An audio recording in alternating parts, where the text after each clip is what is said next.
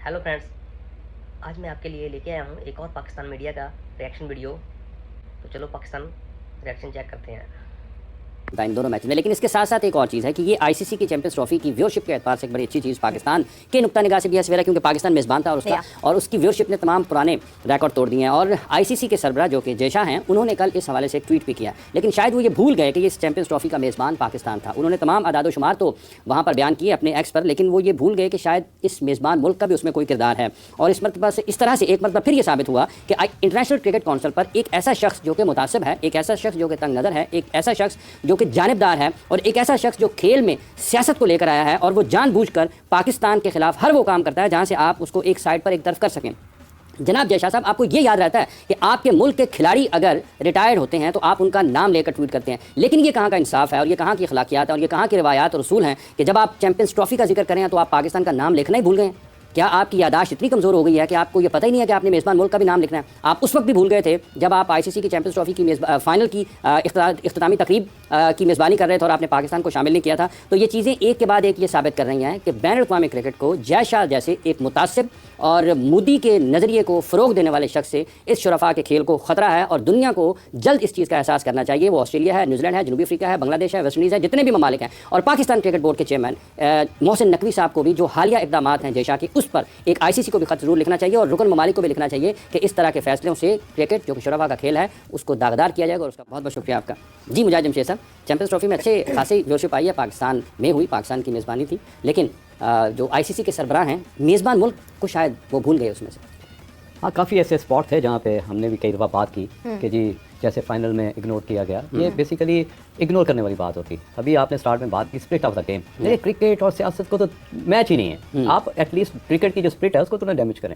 उसके बाद एक नहीं दो नहीं कितने बार आपने किए और आपने सहे, बड़े दिल से सहे। देखिए जो मेज़बान का काम होता है कि आपने हर टीम को वेलकम करना है, आपने उसको भी डैमेज किया। वो हर लिहाज से हमने देखा कि उन्होंने हमारी क्रिकेट, हमारे सिस्टम, हमारे जितने भी टॉप क्लास मैनेजमेंट के लोग हैं उन सबको उन्होंने डोमिनेट किया और हर जगह पे हमें लेट डाउन करने की कोशिश की। ये अब नो मोर पे अभी जो रिसेंटली जो उसने ट्वीट की सेम डे उसने मेरा विदिन नो टाइम उसने वो डिलीट भी कर दी। हम तो सिर्फ छोटे छोटे बच्चों में वो देखते हैं कि यार एक चीज़ कोई गलती करता है तो मैंने तो नहीं की।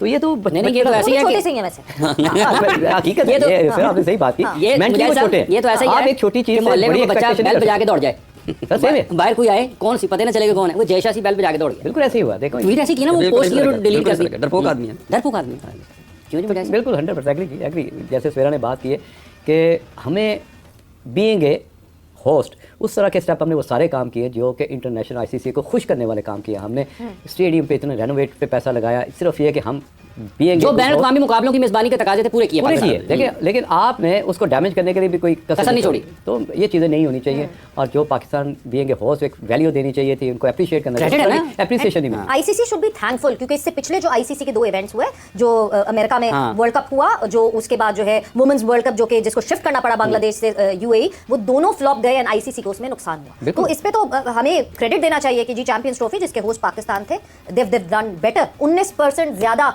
बेहतरी हुई जो 2017 में चैंपियंस ट्रॉफी हुआ था उसके मुकाबले में, यानी 8 साल बाद ये इवेंट रिज्यूम किया गया, उसके बावजूद उसमें जो है बेहतरी है। देखिए उसमें पाकिस्तान का रोल आप कभी भी उसको एलिमिनेट नहीं कर सकते। ये क्रिकेट को वो पाकिस्तान की क्रिकेट पे बाहर वो आज से तो नहीं कर रहे ना जी, वो कब से श्रीलंका पे हमला होता है, कब से वो क्रिकेट के खिलाफ हमारे, ताकि पाकिस्तान में क्रिकेट ना हो सके, अगेंस्ट ऑल ऑड्स हमने हमेशा सर्वाइव किया। अब ये एक न्यूज़ कल ये आई, अब जाहिर बात आपको पता ना कि ये बीसीसीआई वाले कुछ ना कुछ उंगलियां तोड़ते रहते हैं। तो ये आई कि जी कोशिश हो रही है कि जी T20 वर्ल्ड कप 2026 का जो हो रहा है उसमें जो है आईसीसी के जो टूर्नामेंट है उसमें इंडिया चाहता है कि पाकिस्तान उसके ग्रुप में ना हो। अगर ये हुआ तो ये बात मैंने एक और टीवी चैनल पे बैठ के तकरीबन उस टाइम बात की थी जब चैंपियन ट्रॉफी चल रही थी और हाइब्रिड का सिलसिला चल रहा था। उस टाइम मैंने ये बात की थी कि हो सकता है कि जो 2026 का T20 का वर्ल्ड कप हो उसमें इंडिया पाकिस्तान को अपने ग्रुप में नहीं रखेगा। उसकी सबसे बड़ी रीज़न ये है, एक तो है ही फसादी एक नंबर का, वो तो चाहता ही नहीं कि पाकिस्तान की क्रिकेट, क्योंकि गद्दा गवर्नमेंट मोदी जो है ये तो चाहते ही नहीं क्रिकेट हो।